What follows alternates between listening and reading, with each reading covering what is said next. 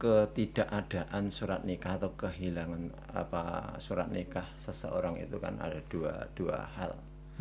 Yang satu rusak, satu hilang. Mulai bah niki. Assalamualaikum bah. Waalaikumsalam warahmatullahi wabarakatuh. Sehat bah nggih. Alhamdulillah, sehat walafiat. Bah niki kan ada instruksi nopo selama pandemi Trenggalek zona merah ini kan WFH. WFH berapa persen. Tapi kalau dirasakan kita yang di kantor itu yora tambah longgar ya Bah ya. Gimana kalau menurut jenengan? Ya selama ini gini Mas. Jadi untuk WFH, WFO ya, itu untuk KUA kan enggak ada gitu Mas. Tapi kalau di Kemenak itu ada. Jadi tidak sampai kecamatan gitu maksudnya. Karena dipandang KUA itu merupakan garda terdepan, artinya pelayanan masyarakat yang terdepan gitu. Sehingga nanti kalau ya mungkin itu kalau WFH akan kurang optimal dalam pelayanan masyarakat seperti itu mungkin. Jadi jenengan setiap hari ya juga tindak KUA. Iya betul. Demi pelayanan masyarakat. Betul. Karena ujung tombaknya di KUA Bah. Ya. Orang mau nikah di KUA semuanya gitu. Terus ya. Gini Bah, ngomong-ngomong orang nikah itu ya kadang di masyarakat orang yang masih mau menjadi manten itu mereka kan pengen mengurus berkas. Betul. Pertanyaannya adalah pengurusan berkas itu bisa diurus sendiri atau harus lewat P3N atau apa Pak? Mudin. Iya. Bagaimana sebenarnya mekanismenya? Sebetulnya gini Mas. Jadi mekanisme pendaftaran calon manten itu sebenarnya tidak ada aturan harus lewat P3N, harus lewat Mudin, itu tidak ada aturan yang mengatur itu. Tapi saya sangat terbantu sebetulnya kalau lewat Pak Mudin atau lewat P3N gitu. Karena gini, terus terang kami kan tidak tahu persis kondisi manten atau calon manten, ya calon manten, baik walinya ataupun kondisi calon mantennya sudah hubungan erat dengan calon suaminya atau bagaimana itu kan kita tidak tahu. Nah itu yang tahu persis kan P3N atau Pak Mudin. Sehingga dengan adanya Pak Mudin, dengan adanya Pak P3N itu saya sangat terbantu. Dan toh ada yang daftar sendiri atau mandiri, itu pun kami juga ada semacam syarat untuk memberikan keterangan yang valid, keterangan yang jelas, yang otentik, dan untuk menghadiri ke tempat ijab pun kami juga perlu ada yang jemput dan lain sebagainya kalau tidak lewat Pak Mudin. Tapi kalau lewat Pak Mudin, saya mudah untuk komunikasi ke tempat ijab juga mudah, karena sudah ada yang ngantarin ke sana, sehingga jujuk ke tempat GPS yang akan menikah itu. Jadi sifatnya Pak Mudin dalam hal ini KUA tidak mewajibkan harus lewat sana, cuma ya karena sangat untuk memudahkan dan itu sebagainya. Betul. Saya dulu juga lewat Pak Mudin. Akhirnya ya alhamdulillah langgeng sampai sekarang dan seterusnya. Ini saya lihat ngeten bah lagi di masyarakat, mungkin jenengan kalau pas tindak ke KUA hari-hari ini ada orang ngedekne terop iki wis meh sumantene. Itu gimana Bah di masa pandemi ini mengingat Trenggalek juga sedang zona merah niki. Ada ketentuan-ketentuan seperti apa untuk para calon yang akan mengadakan resepsi ini BCA ini? Gini. Jadi untuk pelaksanaan pernikahan di luar kantor itu kan sebenarnya juga ada semacam aturan-aturan yang mengatur selama pandemi COVID ini. Tentunya tidak lepas dari kalau di desa itu tidak lepas dari satgas desa. Jadi orang yang akan punya hajat dan resepsi itu harus izin memberitahu kepada satgas desa. Ya. Sehingga satgas desa itu bisa menentukan, oh kalau kondisi seperti ini bisa dilangsungkan. Kondisi seperti ini tidak bisa dilangsungkan. Itu adalah satgas desa yang menentukan. Dan itu pun tidak lepas dari prokes, protokol kesehatan. Yang tentunya di sana nanti kalau diizinkan, petugas satgas atau satgas desa itu juga menjaga ataupun yang mendampingi orang yang punya hajatan itu, yang berhajat itu, atau punya orang yang menantu dan sebagainya. Resepsi itu biasanya yang pernah saya ketahui, jadi di depan rumah itu sudah ada semacam tenda kecil, pos untuk cek suhu checkpoint daripada pendatang atau yang hadir pada persepsi itu atau resepsi itu, yang datang pada resepsi itu, sehingga ada termogun, termogan yang itu itu ada, terus hand sanitizer dan lain sebagainya, tempat cuci tangan itu juga disiapkan oleh orang yang punya hajat. Kalau dalam situasi pandemi ini, orang kan bisa milih antara nikah di rumah atau di KUA. Selama pandemi ini, para catin itu lebih disarankan di KUA atau di rumah, Pak? Ya, begini. Jadi untuk nikah, ini kami dari KUA itu tidak memberikan istilahnya tekanan atau memberikan, cuman memberikan gambaran sesuai dengan aturan yang berlaku, ya sesuai Undang-Undang nomor PP, Peraturan Pemerintah nomor 48 tahun 2014. Di sana disebutkan kan bahwa nikah itu bisa di kantor, juga bisa di rumah atau mengundang. Dengan konsekuensi kalau mengundang itu ada biaya Rp600.000, itu disetor ke kas negara lewat rekening atau lewat BRI ataupun lewat bank persepsi yang ditunjuk oleh Menteri Agama Pusat. Jadi memang nikah di rumah itu ada biayanya Rp600.000, dan itu langsung dikirimkan ke rekening pusat Kementerian Agama. Ini yang perlu kadang masyarakat itu tanya nyapo lek nang omah kok bayar nang KUA, terus lek nang KUA ndak bayar. Bayarnya tidak di KUA loh ya, bukan untuk KUA itu. Jadi memang masuk di kas negara. Dan itu yang membayarkan calonnya sendiri, ke bank atau ke pos itu ya Pak ya. Jadi ini untuk meluruskan, bukan diberikan kepada KUA.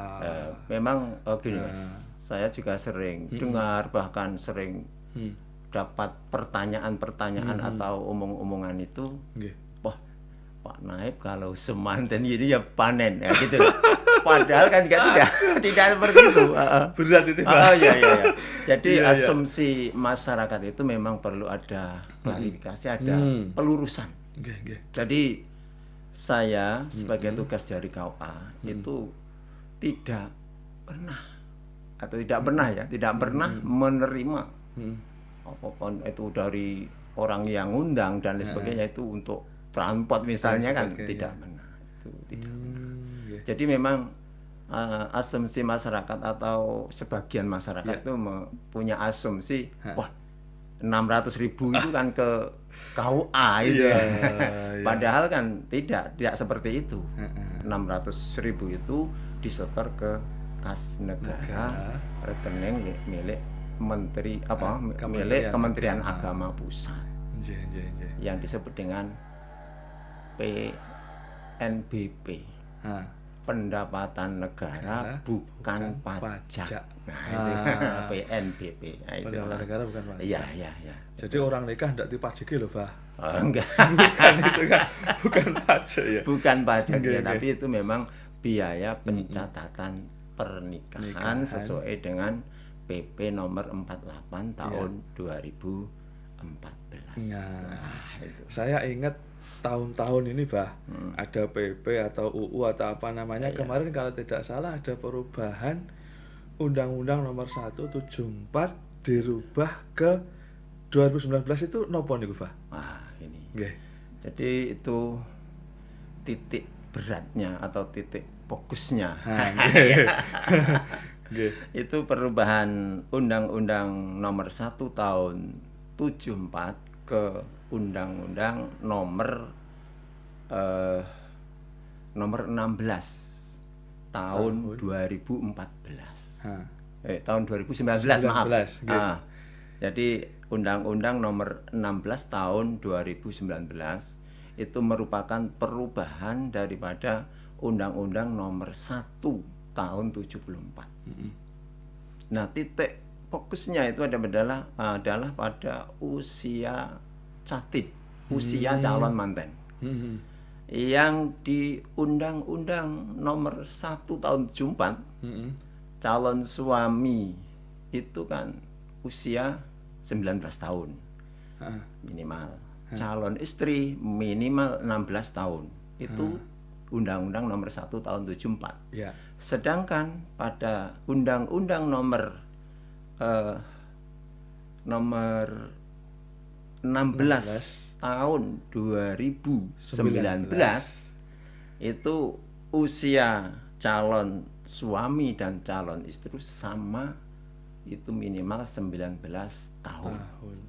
Jadi kami sarankan, kami himbaukan kepada pemirsa atau pada masyarakat, jadi kalau mungkin anak perempuannya belum umur 19 tahun, jangan tergesa dinikahkan.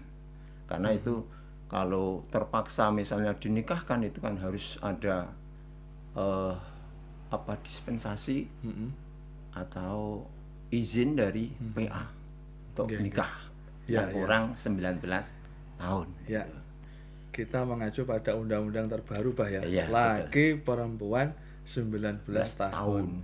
Itu sekaligus kan usia ideal ya, Pak. Iya, betul. Yang lebih penting lagi kita mengajak para calon pengantin yang usianya misalkan sampai saat ini 29 tahun atau lebih itu untuk segera menikah, Pak. Saya dulu ya 3 wong wis tuwek ora rabi-rabi sampai 30-an tahun baru menikah. Sama, saya juga usia 30 Mas, gitu. nikah dulu. Sehingga ya sekarang anak saya kan sudah 2. Yang satu sudah cukup S1 dan ini melanjutkan S2, yang nomor 2 masih SMP kelas 2. Alhamdulillah. Menambah lagi, Pak. Ya. Ibunya yang enggak mau ditambah katanya. Nggih. Iya. Lagi itu, Bah ya. 19 tahun itu kan minimal. Misalkan ada karena suatu hal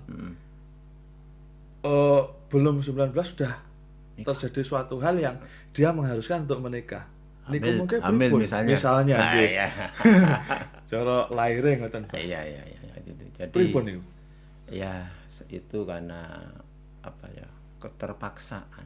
Artinya karena sudah hamil misalnya, maka sebagai orang tua tentu ya enggak merasa gak enak lah dengan masyarakat sekitar.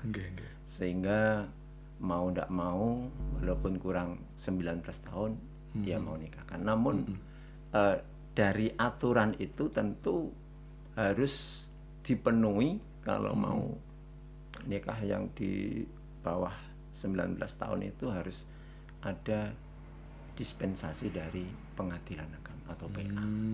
Itu. Dan itu pun tidak begitu berbelit-belit untuk pengajuan dispensasi itu. Yang penting memang kondisinya diutarakan atau disampaikan secara terus terang.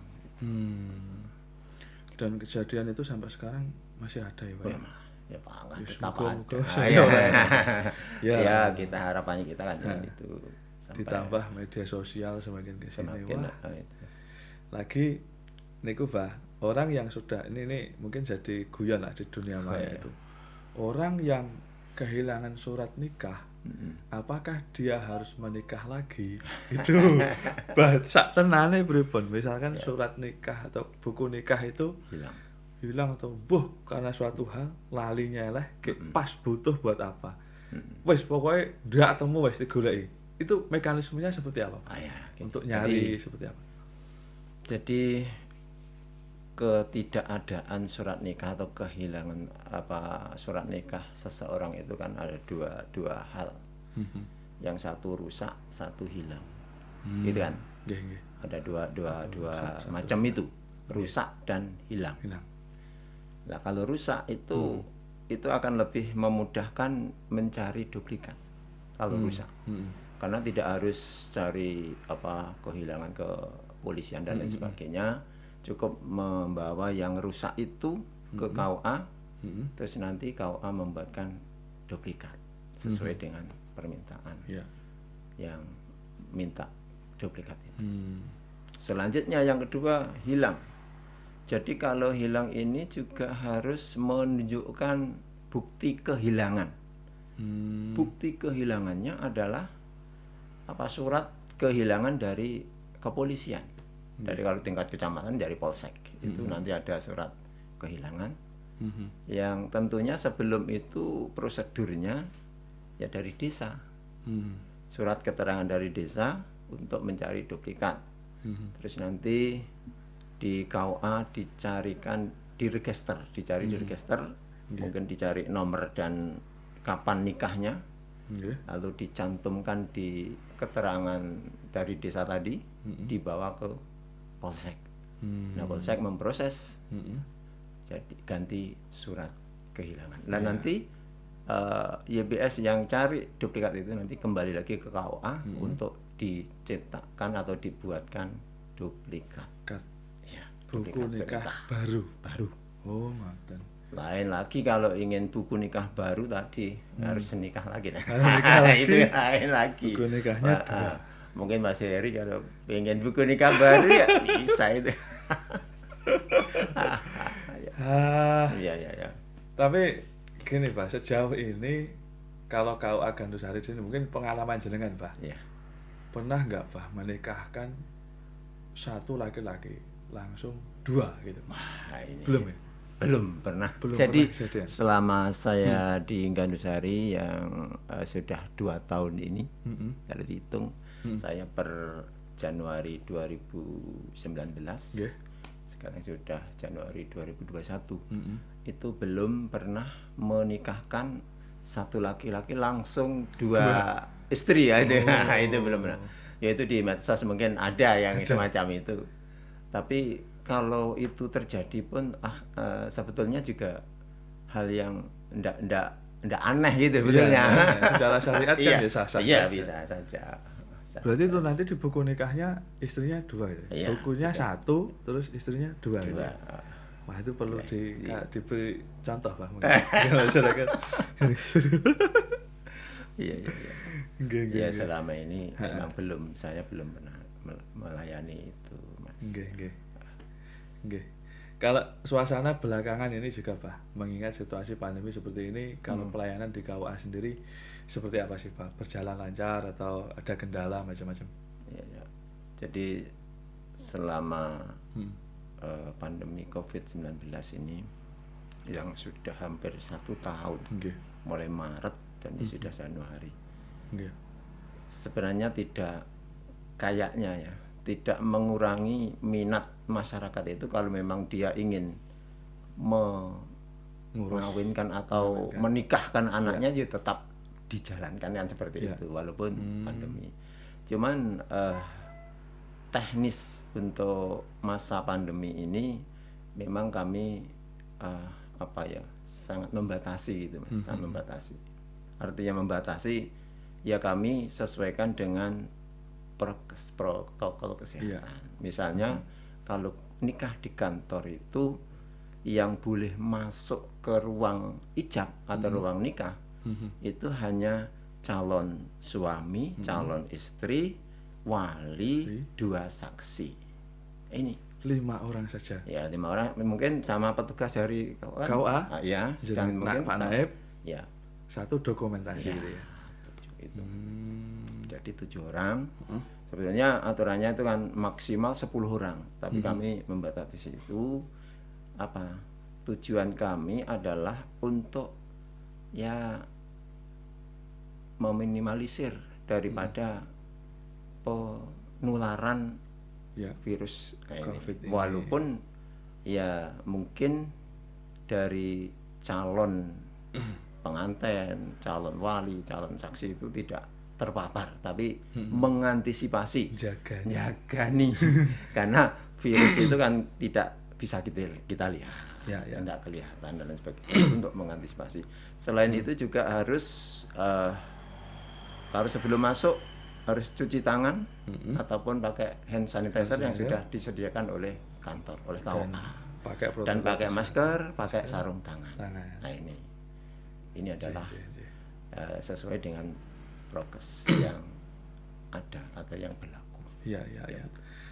Yang terakhir mungkin gini, Bah. Kemarin kita kan barusan ada acara serah terima pengawas baru. Barangkali perlu dikenalkan, Bah, ini untuk mungkin teman-teman guru yang di bawah KUA Gandusari untuk diperkenalkan pengawas yang 2 baru ini. Sinten mawon. Ya gini. Jadi saya yakin untuk Bapak Ibu guru di Kecamatan Gandusari sudah tahu karena kemarin ada acara itu kan dibuat shift kemarin ya 2 shift, shift jam pagi dan siang. Nah untuk pengenalan saya kira yang hadir kemarin sudah dikenalkan, tapi untuk masyarakat Gandusari mungkin ada yang belum kenal. Untuk itu bisa kami kenalkan bahwa pengawas pendidikan agama Islam yang ada di Gandusari itu ada 2. Jadi sebenarnya ada 3 sebenarnya, ada 3. Yang 2 itu pengawas pendidikan agama madrasah. Iya, di pendidikan madrasah. PPAI madrasah. Yang 1 PPAI pendidikan umum di SD, itu SD. PAIS namanya, PAIS.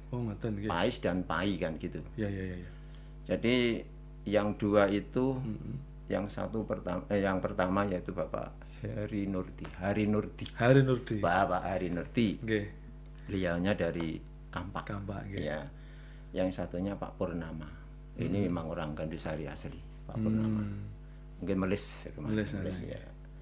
Itu yang baru. Yang untuk PAIS-nya, untuk pengawas pendidikan SD, pendidikan agama SD ya. Itu Bapak Suyoto, Dr. Suyoto itu dari Durenan. Oh gitu. Ya. Jadi ada 3 pengawas. Dan ini juga perlu kami sampaikan kepada lintas sektoral. Biasanya dari kecamatan itu kan ya belum begitu paham, atau belum untuk undangan itu biasanya PPAI atau ketua PPAI. Nah itu padahal kan tidak ada ketua PPAI, ya langsung PPAI. Kalau PPAI jadi undangan misalnya dari kecamatan itu sebetulnya harus 2, PPAI dan PAI. PAIS. Ini saya juga baru tahu, Pak. Jadi yang PAIS itu yang saya sebutkan tadi Pak Suyoto tadi, PAIS pendidikan pengawas pendidikan agama Islam untuk tingkat SD. Iya. Kalau Pak Purnama dan Pak Hari Nurdi itu pengawas madrasah. Ya itu. Jadi ada 2 itu, 2 macam pengawas itu. Lebih ringkasnya yang 2 tadi di bawah naungan Kemenak, yang 1 mengawasi PAI di bawah naungan Dinas Pendidikan Dipora. Betul. Nggih. Ngoten, Mbah. Sebelum ditutup barangkali sekali lagi untuk masyarakat yang hendak melaksanakan hajatan. Ini perlu panjenengan ingatkan lagi monggo iya. sebagai closing teman atau Iya, iya. kalimat-kalimat penutup pada perjumpaan kita hari ini. Begini kami sampaikan kepada ya masyarakat, khalayak masyarakat yang ingin mengadakan hajatan. Jadi sesuai dengan instruksi Bupati yang ya baru-baru saja saya lupa nomornya, maaf.